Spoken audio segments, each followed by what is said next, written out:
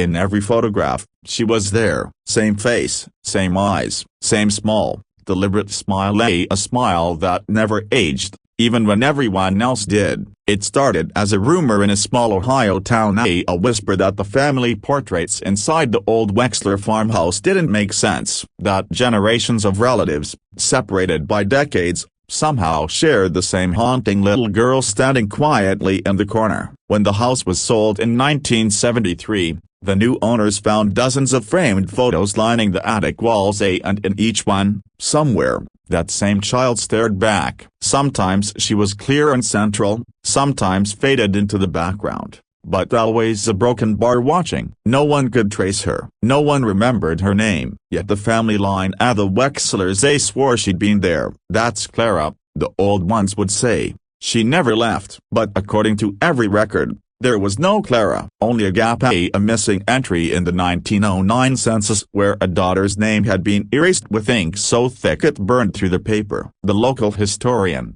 a woman named Edna Rowe, once said she stopped sleeping after she found it. She'd been documenting rural family lines for the county's archive when she stumbled on the photographs. "The child was wrong," she said. "She was a broken bar copied, like someone drew her again and again by hand, and placed her inside their lives." The photographs weren't just random snapshots, say they were milestones, births, marriages, funerals, and there she was, always at the edge, hands clasped, eyes reflecting the lens. The most unsettling part, in one of the earliest photographs, from 1894, she's holding a smaller framed picture in her hands, and inside that frame a broken bar was another image of herself. When that photo was examined decades later under ultraviolet light, they noticed something beneath the surface. Tiny imprints, fingerprints pressed into the photographic paper, belonging to a child's hands. Yet the photo had been developed long before that printing method even existed. So who was she? And why did every generation of the Wexlers seem cursed to remember here a broken bar even when they swore they'd never met her? The story of the girl who saw herself in every family photo is in folklore. It's a trace, a shadow, of something much older than photography itself. The Wexler family began in quiet prosperity. They were farmers, landowners, and, by all accounts, ordinary. But every generation carried a sickness, not the body, but of memory. They claimed to see things others couldn't: faces in mirrors, shapes behind curtains, children who didn't belong in the room. And it always started after a photograph was taken. In 1912, the youngest son, Samuel, returned from the bar and one evening trembling and pale. He told his mother that his sister Clara had been standing near the window again, even though Clara had died 7 years earlier from fever. The family dismissed it, grief can make ghosts of memory. But a week later, Samuel vanished. The only thing left in his room was a single photograph lying on his pillow. In it, the boy stood beside the same little girl from all the others, only this time, her hand rested on his shoulder. People whispered that the Wexlers had made some kind of pact, that they'd traded something precious for the land that never failed, for the harvest that never spoiled. And maybe it was true, because while every farm around them rotted in drought and flood, theirs stood untouched, healthy, almost a broken bar too healthy. When the county sheriff came investigating Samuel's disappearance, he found something strange in the family cellar: dozens of glass negatives stacked neatly in boxes, each one showing the same repeated child. Different poses, different years, but her face never changed. The sheriff reportedly destroyed the plates, but a local boy later said he saw him a week later in town, muttering to himself and refusing to let anyone take his picture. 2 months after that, he shot himself. The coroner's notes were brief: a mental collapse following persistent delusions. But one line was underlined twice: he claimed his reflection no longer matched his face. After that, the family closed itself off. Curtains stayed drawn, visitors were turned away. And yet, the photographs kept appearing, sometimes in mailboxes, sometimes tucked into hymnals at the church. No one knew who placed them there, but everyone knew whose face would be waiting when they opened them. They said that once you saw her, truly saw her, she would find her way into your next photo too. By 1938,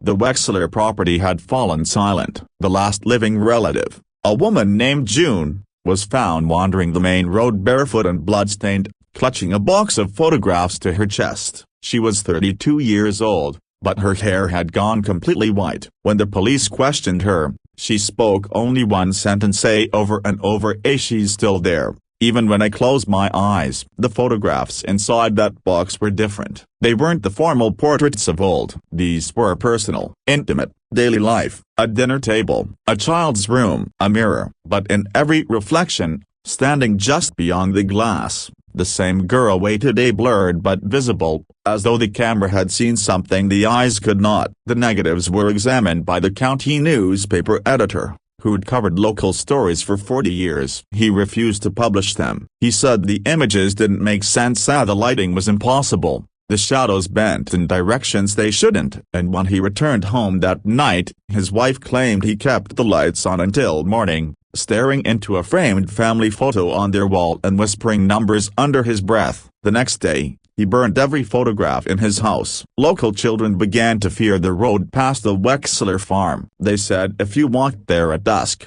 you could hear a faint sound, like film advancing in a camera, followed by the soft, metallic click of a shutter. But when you turned around, there was nothing. A traveling photographer once stopped to document the abandoned house in 1942. He never went inside, only took pictures from the road. When he developed the film days later, he said every frame had come out perfectly clear, except one, the last image on the roll. In it, through a cracked upstairs window, a little girl was standing behind the curtain. Her eyes, he said, seemed to follow him, even on the print. He burned that one too. By the time the farmhouse was demolished in 1951, no one dared to take photographs of the site. But that didn't stop the stories, because years later, photos taken miles away, in town, in schools, in family gatherings, began showing a strange recurrence, a faint shape, a small girl's outline, always at the edge of the frame. And some of those families, a broken bar had no connection to the Wexlers at all. In the early 1960s,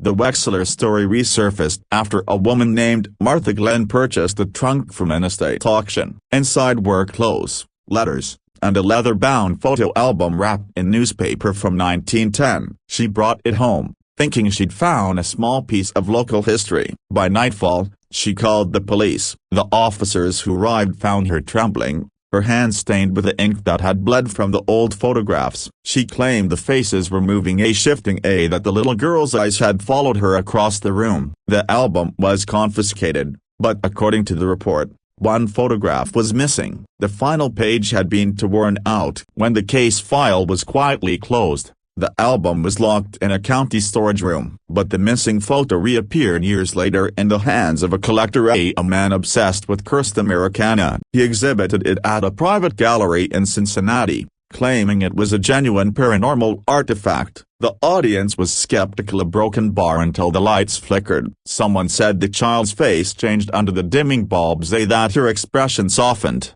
that her eyes looked suddenly wet, almost pleading. The gallery shut down the same week, and the collector was later found dead in his apartment, all mirrors in the home covered with sheets. No one could explain what was happening, but there was a pattern. Wherever the image traveled, tragedy followed: fires, accidents, madness. A local journalist called it the face that rewrites the living. When digital scanning began decades later, a historian uploaded a copy of the surviving photograph to the state archives, a simple preservation effort. But within days, the system corrupted. Files renamed themselves. Random images across the database, old portraits, class photos, newspaper clippings, began showing the faint outline of a small figure at the edge of the frame. Experts dismissed it as a software glitch, but one technician who viewed the corrupted data said the strangest thing. He claimed that every time he zoomed in on the face, the girl's expression looked slightly different, a broken bar, as if she was watching him back. Since then, the photograph's whereabouts have been officially unknown. Some say it was destroyed. Others believe it still exists,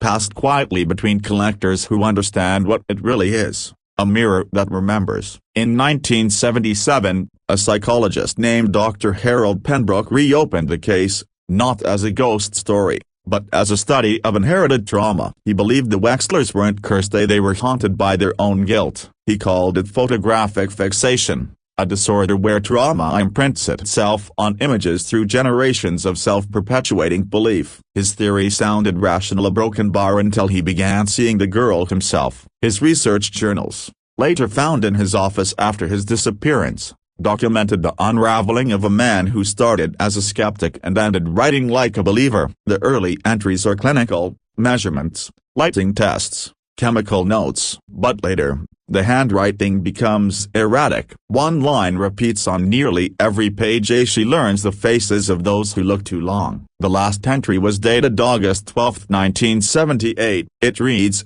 "She isn't in the photos anymore. She's behind me now." When his colleagues searched his office, they found no trace of him, just a camera on the floor, film still inside. The photographs from that roll have never been released, but the archivist who processed them reportedly quit the next day. She told a friend she'd seen something impossible, not the girl, but multiple versions of her, each one facing a different direction, like frames from a moving sequence that no one ever filmed. By the 1980s, stories about the Wexler girl faded into the background of American folklore, another ghost tale to tell by candlelight. But then came the Polaroid years. Families began noticing faint childlike figures in instant photos, always near mirrors, always slightly out of focus. In every case, the photo's owner had ties, however distant, to the old Wexler region of Ohio. Even law enforcement took notice after one officer reported seeing the girl's reflection in the glass of his patrol car camera. He said her mouth moved, forming words he couldn't hear, and afterward, the recording fell static, hiss, then silence. If you're still watching, you're already braver than most. Tell us in the comments, what would you have done if this was your bloodline? Would you destroy the photos, a broken bar, or would you dare to keep them, to see if she appears again? Because the truth is, someone always does. In 1995, a graduate student named Lisa Morell unknowingly revived the Wexler legend. She was writing her thesis on American family identity through early photography and found herself drawn to a file mislabeled as Wexler Personal Archives. Inside were grainy reproductions, faded and discolored, but still intact. She scanned them one by one into her computer, cataloging every name and face. It was late, almost midnight, when she noticed something strange. In one of the earliest portraits, the girl's face had shifted slightly to the left. She assumed it was her tired eyes, but when she opened the previous scan to compare, the difference was real. The child's head had turned between the two images, even though both photographs were taken decades apart. She didn't sleep that night. Instead, she tried to trace the girl's facial features through image matching software. The results returned a statistical impossibility, a 99.8% match between every generation of Wexler women. It was as though each daughter had been born with the same exact face. Lisa began to notice other changes too. On her desktop, the file names would rename themselves, letters rearranging into patterns that looked like words. One stood out: look _behind _u.jpg. When investigators later searched her apartment, they found her laptop open, the camera still recording. The final frame showed Lisa sitting in front of the screen, eyes wide, mouth open mid-breath, a broken bar, and just over her shoulder, the faint reflection of a young girl in the monitor's glare. The case was ruled an accident, electrical fault, they said,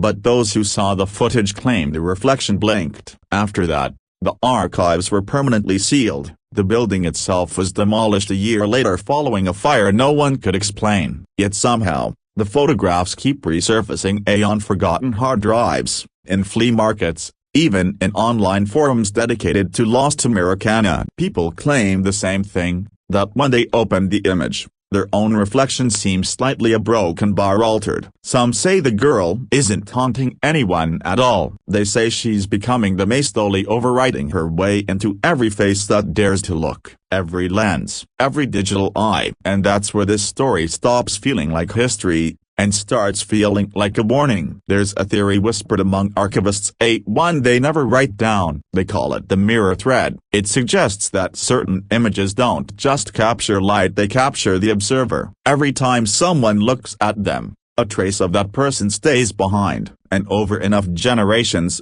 enough eyes, enough repeated gaze as a broken bar something learns to look back. That's what many now believe the Wexler girl became. Not a ghost, not a curse, but an echo built from thousands of small pieces of human recognition. Every time a camera lens opened, it gave her form again, pulling her from the space between image and observer. And maybe she learned, maybe she understood what it meant to be seen, because the longer people stared at her face, the clearer she became. While there's a broken bar began to fade. In 2012, a forgotten envelope arrived at a regional museum in Columbus. Inside was a single photograph and a note written in shaking cursive. She knows her name now. The return address was blank. The photo showed a modern family, parents, 2 children, smiling before a Christmas tree. In the reflection of a nearby window, the faint shape of a girl could be seen, small, centered, and unmistakably aware. Technicians analyzed the image, looking for manipulation. None was found. The metadata showed it hadn't been edited or enhanced, but one line of code in the digital signature repeated endlessly, a phrase embedded deep in the data: "Do you see me now?" No one knows who sent it. The museum burned down 6 months later. Some claim that's the true end of the Wexler story. Others believe it's just another photograph in the cycle, another generation caught in her gaze. But maybe there is no end. Maybe she's not trapped in the photos at all anymore. Maybe she's in the act of looking itself at the silent space between your eyes and the screen, between what you see and what's seeing you. And if you've watched this far, a broken bar, if you've felt her eyes somewhere just beyond the glow of this image, a broken bar, then you already know how the Wexler curse begins again. Because it always starts with a face you don't remember, one that's been waiting in every picture you've ever taken. And tonight, a broken bar, she finally saw herself in yours.